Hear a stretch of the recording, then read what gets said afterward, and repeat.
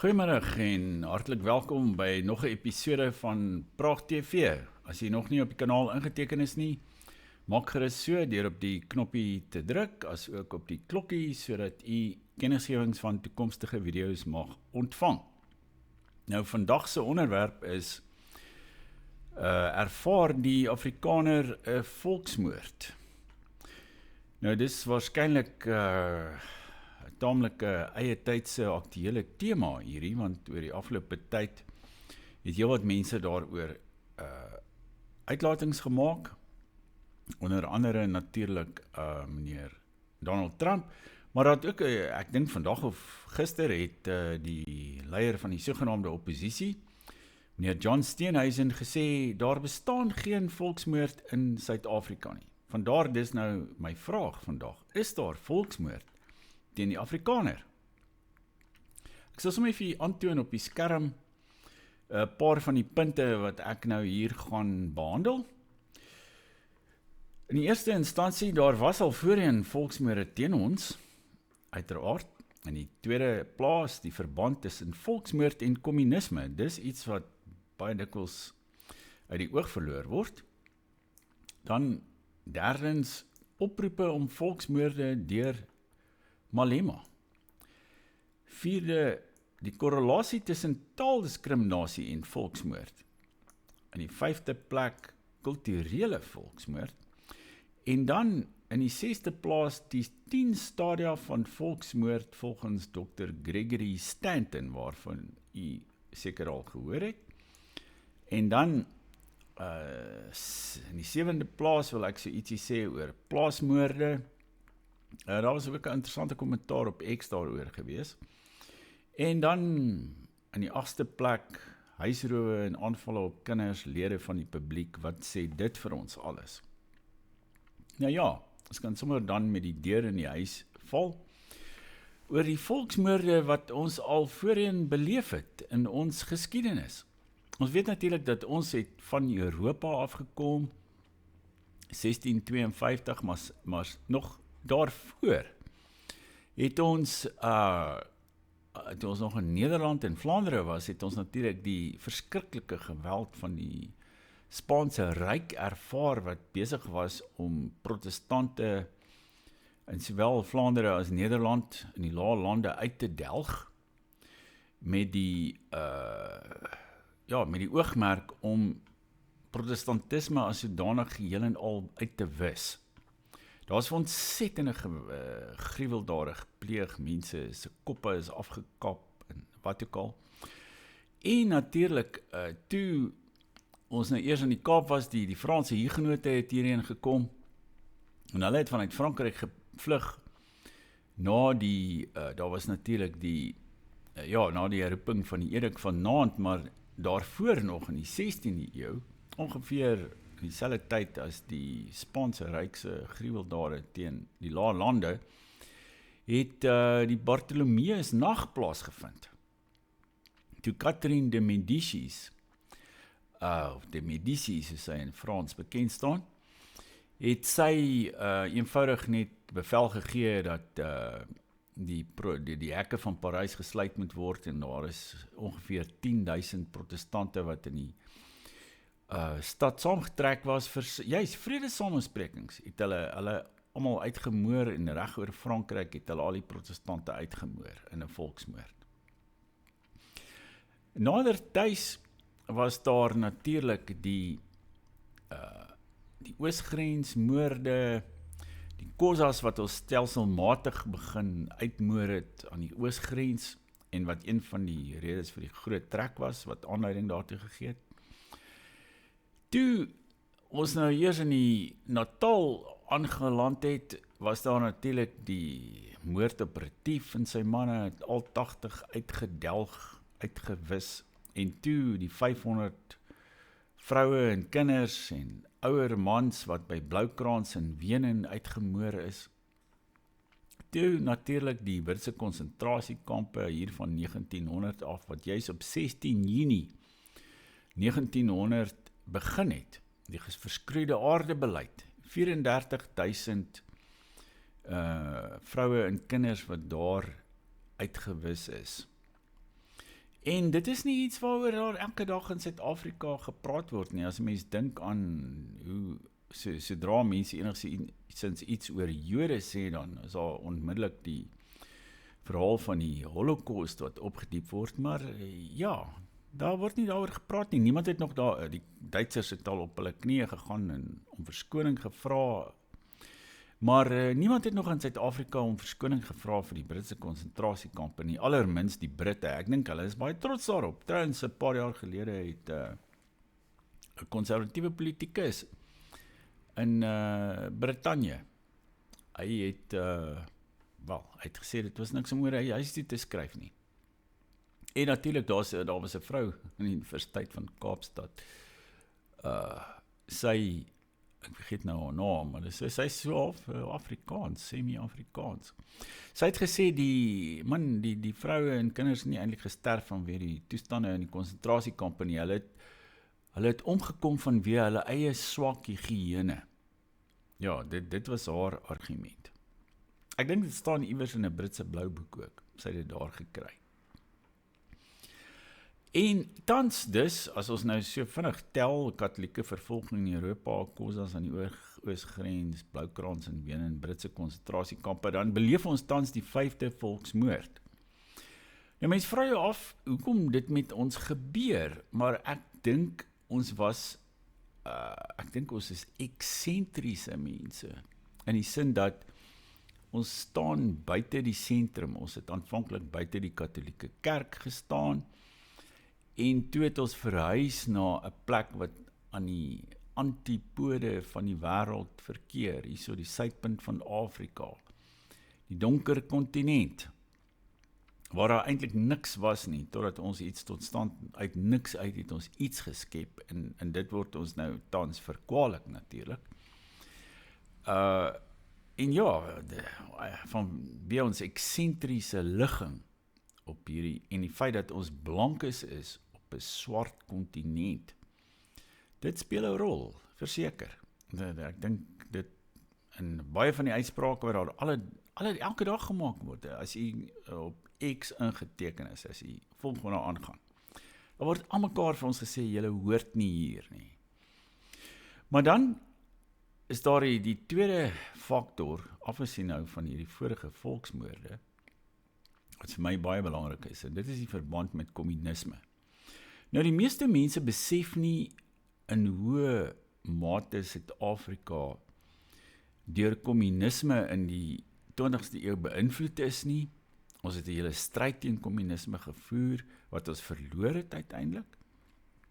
En toe die Berlynse muur in 1989 in duie stort, toe herrys kommunisme in Suid-Afrika. En daar is verseker 'n oorsaaklike verband tussen kommunisme en volksmoord. Ek het dit reeds in ons vorige gesprek bietjie aangeraak, in 'n vorige gesprek.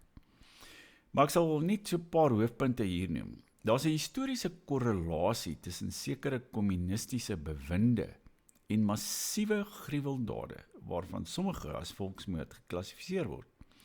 In Stalin se USSR was daar die Holodomor tussen 1932 en 1933, waarin 3,5 tot 5 miljoen Oekraïners doodgemaak is. En dit word dikwels as volksmoord gesien. Die groot suiwering het 700,000 sterftes daarby gevoeg. Dan was daar natuurlik Mao se China, sy kulturele revolusie, of soos hy dit genoem het, die groot sprong vorentoe. Ja, ons is hier by ons ook besig met 'n groot sprong vorentoe.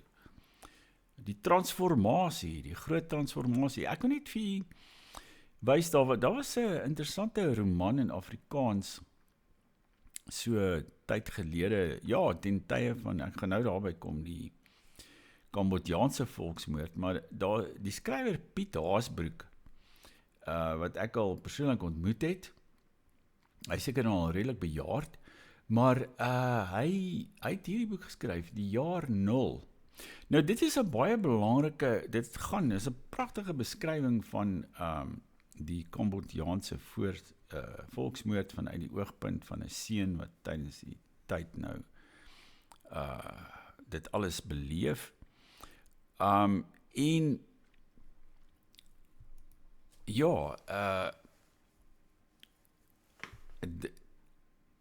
dit is een van die mees algemene kenmerke van enige kommunistiese revolusie, is dat daar moet 'n jaar 0 wees. Selfs in die Franse revolusie was daar 'n jaar 0, want hulle het die Christelike kalender heeltemal aanvanklik natuurlik het hulle daarvan ontslaag geraak en daar was 'n nuwe 'n revolusionêre kalender in Frankryk en hulle het van die revolusie af van 1789 af het hulle begin tel. Dit was die jaar 0.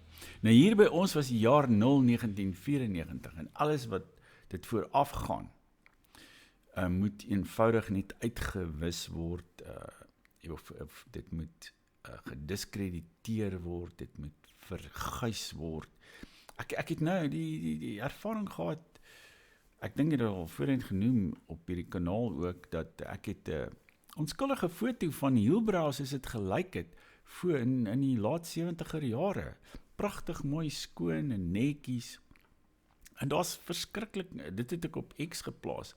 Daar's verskriklike aanvalle op my geloods omdat ek dit durf waag het. En daar's vir my gesê dit is hoe het hulle dit gestel? Ja, dit is hulle kan die apartheid ruik daaraan. Dit is eenvoudig net 'n toonbeeld van apartheid. As jy 'n netjiese stad het waarin daar blanke mense verskyn, dit is apartheid.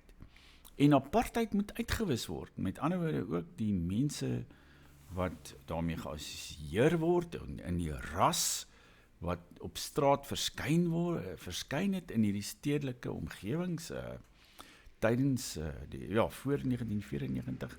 Hulle moet almal uitgewis word. Trouwens, daar's ek het in my jong dae ek het baie kontak gehad met linkses en kommuniste en so meer.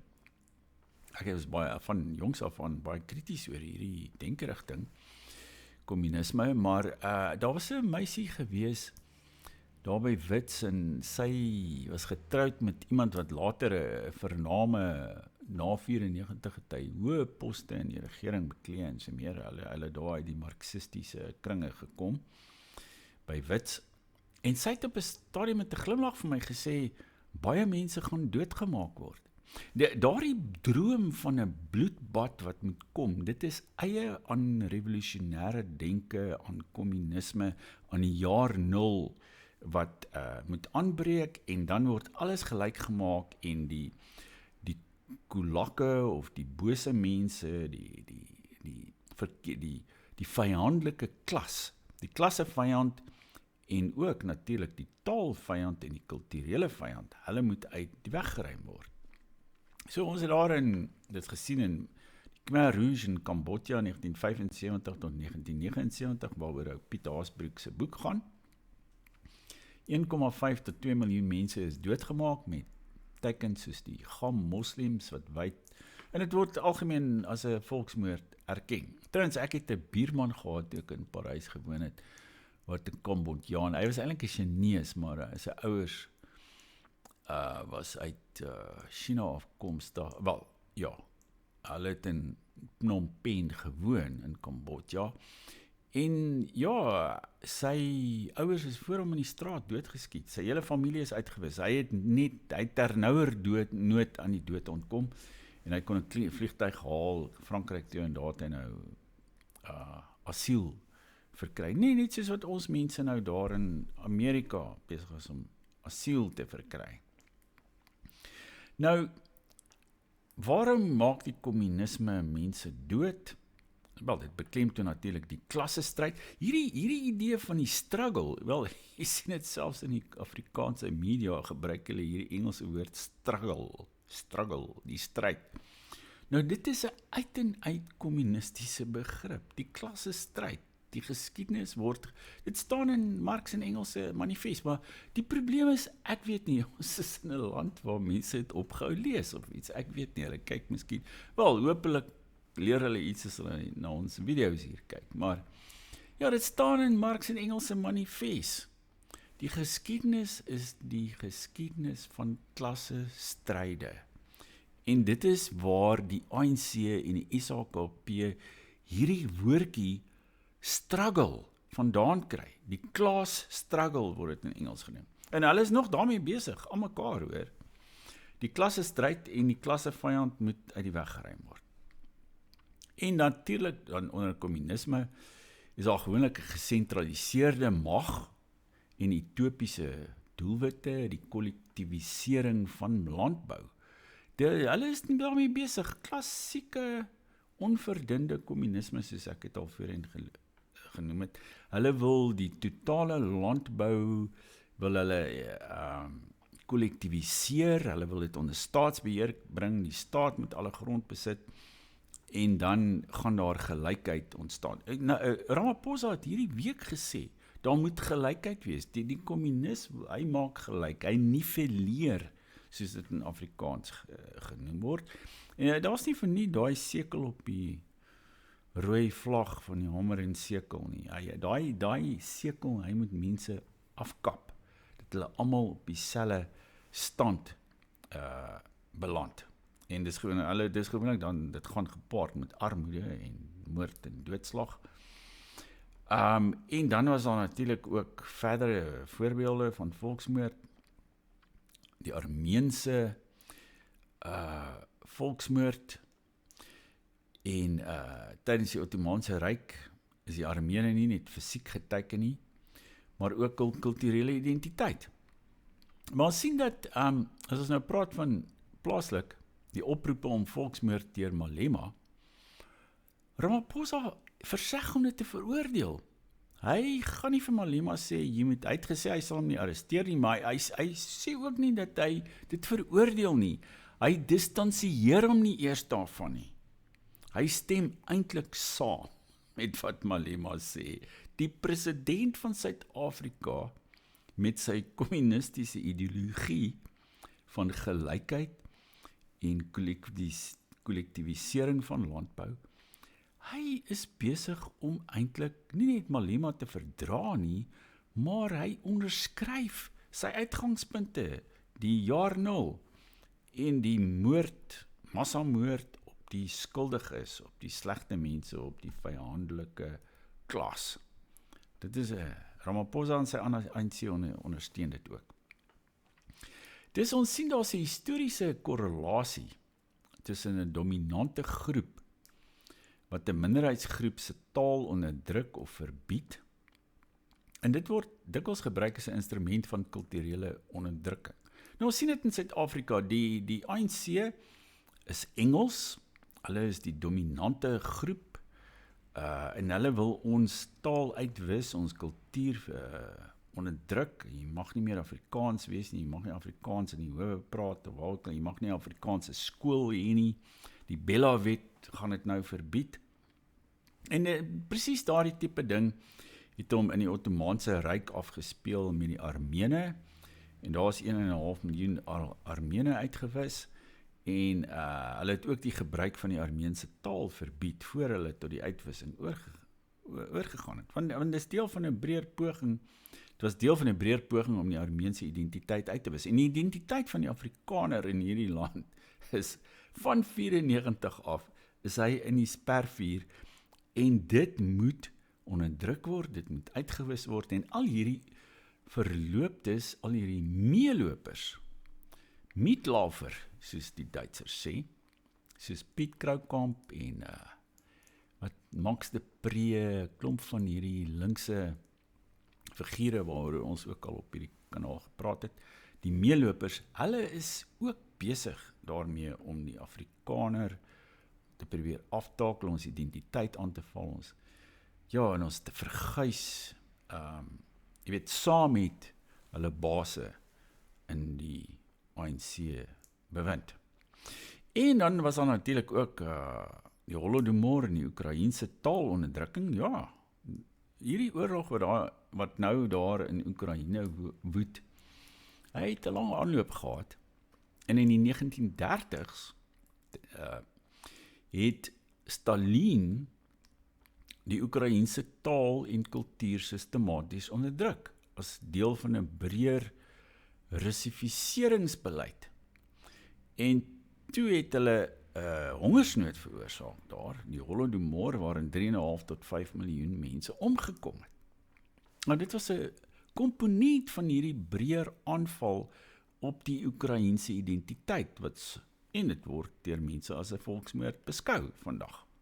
Nou hierdie soort aanval op die Afrikaner identiteit wat ons elke dag van ons lewens beleef, die vyandigheid wat daar bestaan, as jy oral waar jy kom, as jy Afrikaans praat, of as jy jou van sê, jy's 'n Rood, of van 'n Merwe, of 'n Botha, of 'n Wewe, of wat ook al, dan is daar die vyandigheid teenoor jou. En dit is hoe dinge gebeur in 'n volksmoord.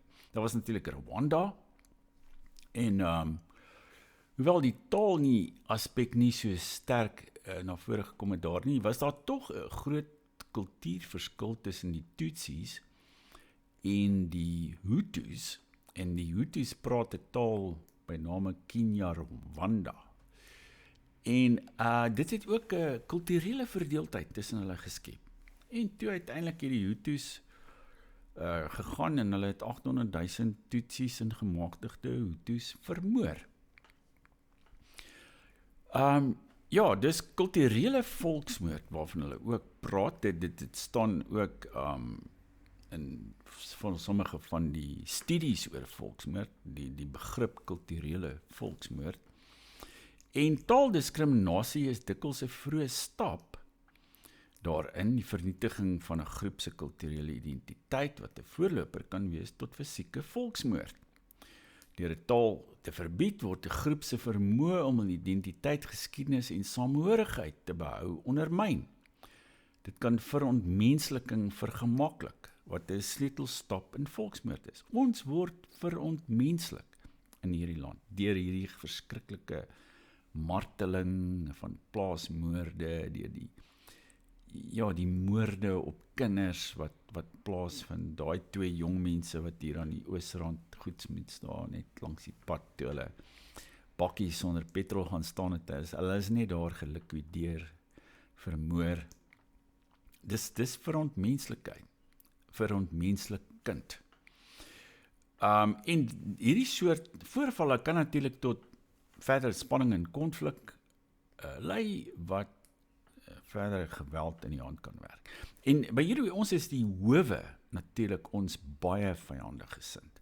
Kyk, die howe is geheel en al sogenaamd getransformeer. Ons sien in al die hofuitsprake, ja, die howe, hulle sê, aanhitsing tot volksmoord in Suid-Afrika, soos wat Malema doen, dit is spraakvryheid, dis vryheid van spraak. Maar as jy so 'n verkeerde woordjie gebruik, of jy sê, ja, daar was mos ou, wat is haar naam, Sinet Bridges, ek gaan nou ook 'n gewaagde woord hier sê, sy het die woord groenie gebruik, en toe moes sy Menseregte Kommissie toe gaan. Ek haal dit nou hier in 'n akademiese konteks aan, hulle moet my nou nie in Menseregte Kommissie toe sleep nie, maar ja, dit wys vir jou hoe sensitief hierdie bewind is vir taal en woorde, maar terselfdertyd hierdie howe, hierdie ANC howe, hulle magtig oproepe tot volksmoord. En dit bring ons natuurlik dan tot by die interessante 10 stadia van volksmoord van Dr. Gregory Stanton. Hy was die stigter van Genocide Watch, en hy het in 1996 hierdie 10 stadia van volksmoord beskryf, as die proses waardeur 'n volksmoord ontwikkel. Nou, dis nie 'n lineêre proses nie, hierdie stadia kan gelyktydig plaasvind of in 'n ander volgorde, maar dit bied vir ons 'n raamwerk om hierdie soort tekens van volksmoord te identifiseer.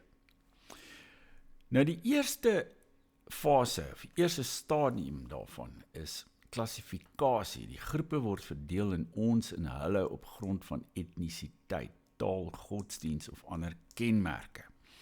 Nou, terwyl die Afrikaner identiteit onderdruk word in ons land, sodra daar skuld toegeken word, sodra daar oor die verlede gepraat word, oor apartheid en alles wat daarmee saamhang, dan figureer die Afrikaner in die eerste instansie, hy is die vyand, hy is die gestigmatiseerde misdadiger, hy is die boosheid self. En dit is die klassifikasie. Dan symbolisering, dis die tweede fase. Groepe word met simbole of stereotypes gekenmerk om die verdeling te versterk. Nou, jy sal dikwels natuurlik in die media en ook aan die kant van hierdie linkse akademici en die hele kommunistiese beweging in Johannesburg en Kaapstad, hulle is gedurig besig om ons te stereotypeer, op dieselfde manier waarop sekere van die Duitsers in die 30er jare die Jode gedwing het om 'n Davidster te dra en so meer. Hulle is gedurig besig om ons nou so te stigmatiseer of te simboliseer. En dan fase 3 is diskriminasie. En ons weet natuurlik, daar is op elke moontlike gebied, het sy ekonomies, het sy kultureel, het sy talig. Daar is oral diskriminasie teen ons, daar is die 142 raswette, en beleid of tradisies word gebruik om die getekende groep, dis nou ons se regte te beperk. Dan die vierde stadium is verontmensliking. En in die vyandelike propaganda word die teikengroep dan as minder as menslik voorgestel. En ek dink ons kan dit ook erken in ons land. Ons word as minder menslik as die ander voorgestel en hierdie soort behandeling wat ons ontvang, hierdie diskriminasie en ook hierdie verskriklike moorde en foltering op die plase en ook in die stede. Ek en Steve Hofmeyer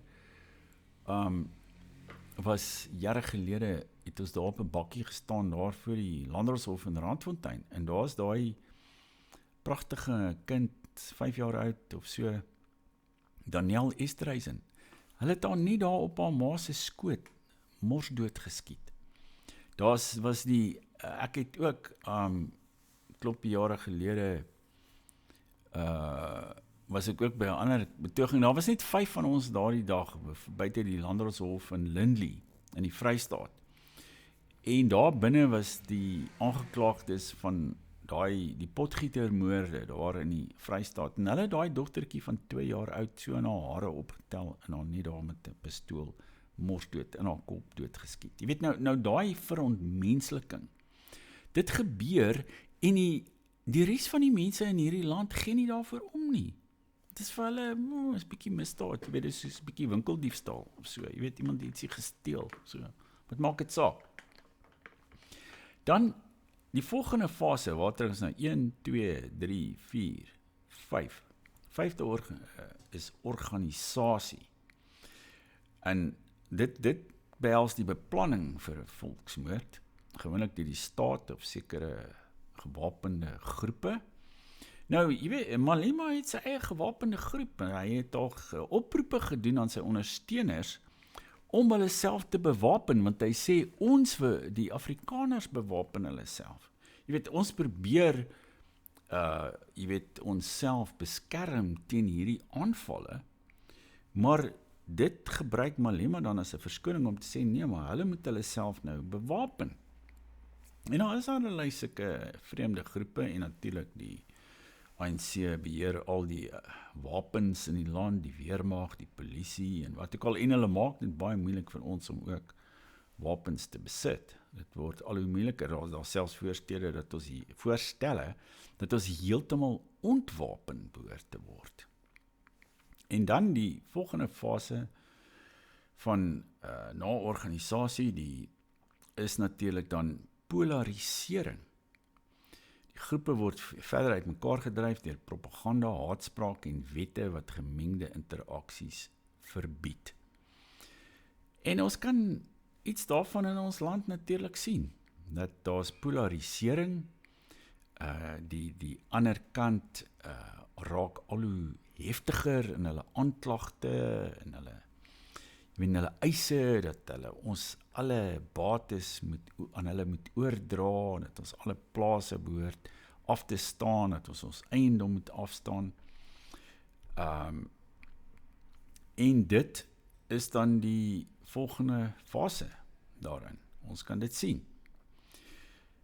En dan die 7de fase daarvan is voorbereiding, soos die opbou van wapens, opleiding van hierdie gewapende groepe of die identifisering van slagoffers.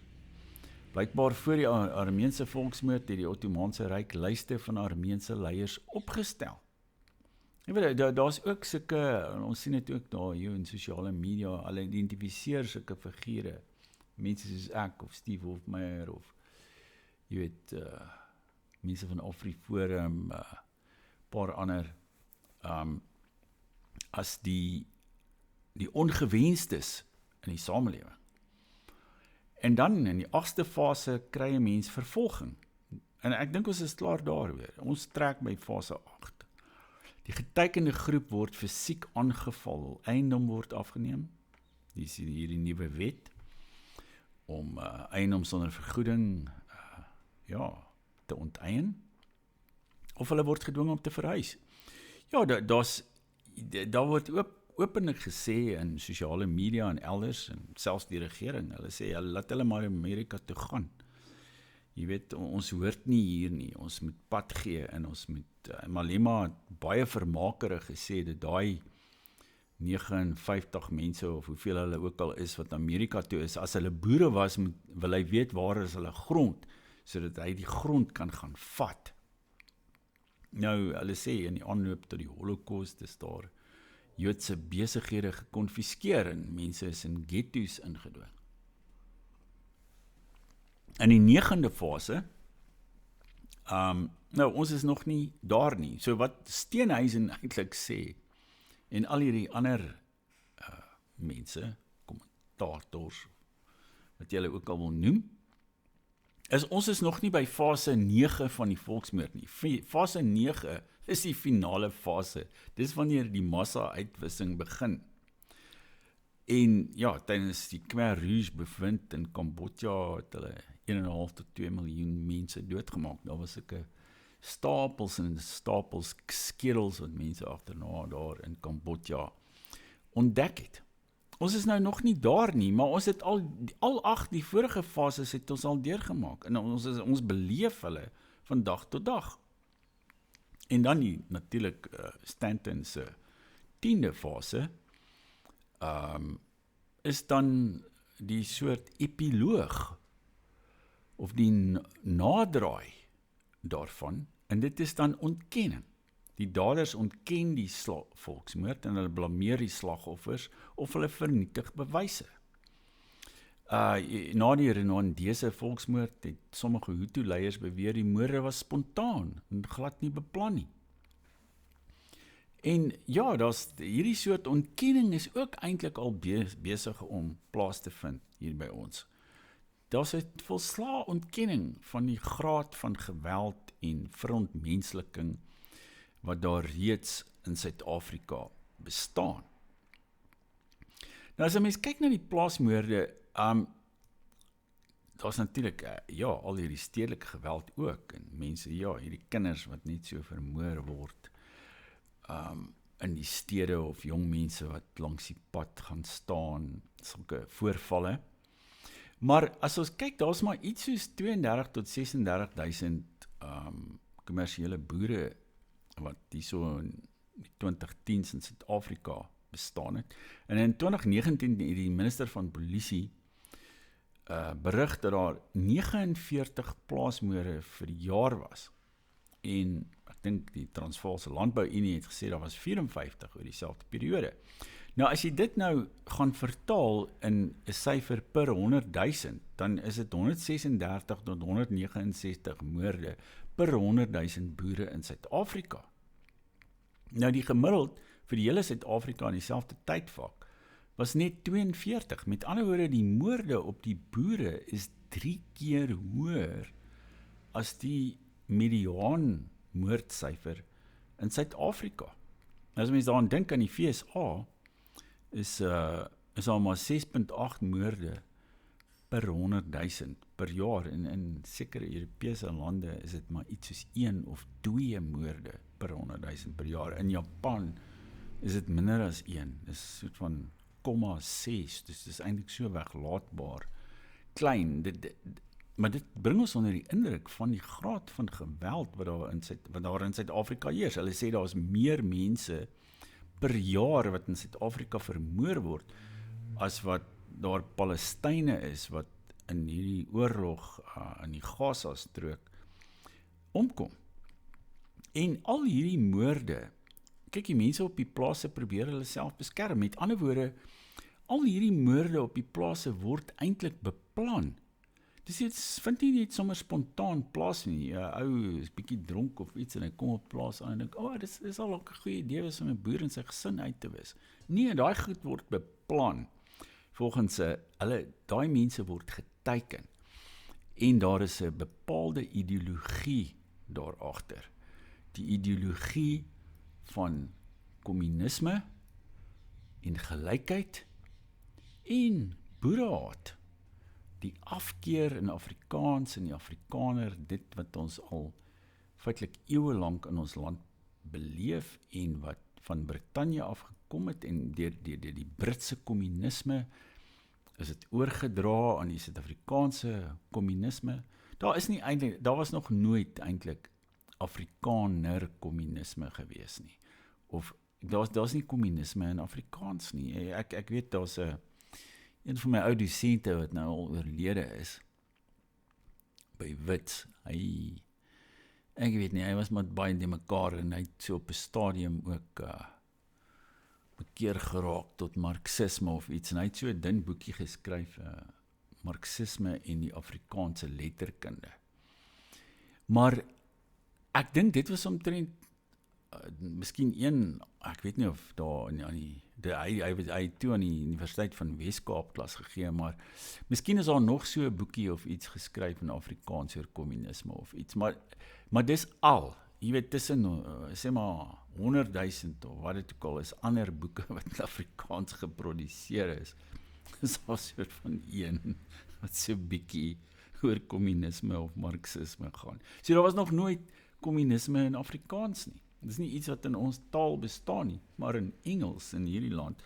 Kyk, hierdie land is die mees linkse, mees kommunistiese Engelse land ter wêreld. Dit is radikaler as Australië, as Nieu-Seeland, as Amerika. Jy weet die meer konservatiewe Amerikaners, hulle vaar uit teen die linkses, hierdie woke mense in hulle eie land. Maar daai woke mense in Amerika is nie naasten by so radikaal soos in Suid-Afrika nie. Ons is die mees radikale Engelse land ter wêreld waar kommunisme gevestig is as deel van die hoofstroom. Hulle het so 'n bietjie die terminologie so klein bietjie verander. Maar die res, die denke, die struktuur daarvan, die oogmerke, om na die jaar 0 toe terug te keer en om een of ander radikale revolusie of uitwissing of iets van die aard te pleeg. Dit is alles baie sterk hier teenwoordig. So dis, ek hoop ek het hier nou oortuig dat alles nie so pluis is in ons land nie. En al hierdie ontkennings van mense wat sê daar is nie 'n volksmoord hier nie, hulle is eintlik maar net nou in fase 10 van Gregory Stanton's 10 fases. Want die 9de fase, ons is al by fase 8, wat soos ons gesien het, behels vervolging. Ons word vervolg. Ons word fisiek aangeval en ons eiendom word afgeneem en daar word teen ons gediskrimineer. Ons is by fase 8. So fase 10 is nou die uitroeiing, die uitwissing. Ons het dit nog nie ervaar nie, maar al die ander domino's is opgestapel daarvoor. En as ons blind bly daarvoor en as ons onsself nie daarteen uitspreek nie, dan dink ek gaan ons 'n baie groot fout maak. As jy tot hier geluister het, baie dankie vir die aandag en teken gerus op die kanaal in, en dan volgende keer maak ons weer so. Totsiens.